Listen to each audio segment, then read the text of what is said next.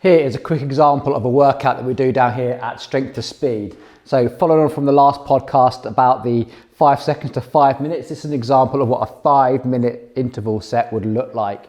And down here are some of the results using the muscle oxygen sensors, so you can see how we use these to really dial in how effective this workout can be. So very quickly, a quick escalating 10 minutes worth of workout. It starts off dead easy, a little bit of tempo work, a little bit of threshold work, and a little bit just above threshold.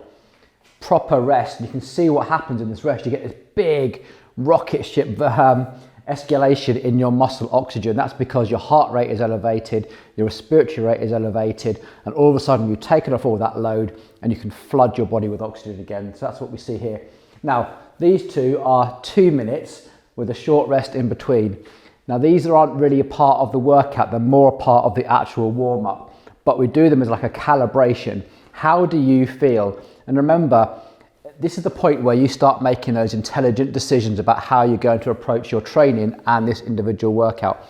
If you're feeling fatigued, if these feel hard, you don't feel on it, then you can adjust your parameters for the rest of the workout. So this is my FTP feeling about right? Are my legs hurting? You know, what's my heart rate doing? We get to learn that here before we get too committed into the actual workout, and just check in with our data. Absolutely brilliant. So these are 3 by 5 minutes. Now, a 5-minute interval you can either do for VO2 max and really push it, really escalate the heart rate, really escalate the respiratory rate and push on. However, what we're trying to work here is pushing our FTP values up a little bit, and for that we're trying to train something a little bit different. So we change how this is going to work. So how I built the workout was, we start at 105% of your FTP, so a little bit above threshold. We get this big drop, oxygen debt, remember. Your body is trying to use the oxygen that's most readily available to it, which is the oxygen that's stored actually in the muscle. And then your heart rate and respiratory rate are going to try and replenish that. So how we built this was, the first 2.5 minutes goes from 105 down to 100%. And that way we can carefully control the next 2.5 minutes, which takes us from 100% down to 90. And what we're trying to look for here is trying to put your respiratory system, if you like, or your cardiopulmonary system under a little bit of stress and a little bit of strain, but not fully escalate into a VO2 max workout. So you can see what happened here. This first athlete had their FTP set a little bit too high. So we fully desaturate here and muscle oxygen levels stay about the same.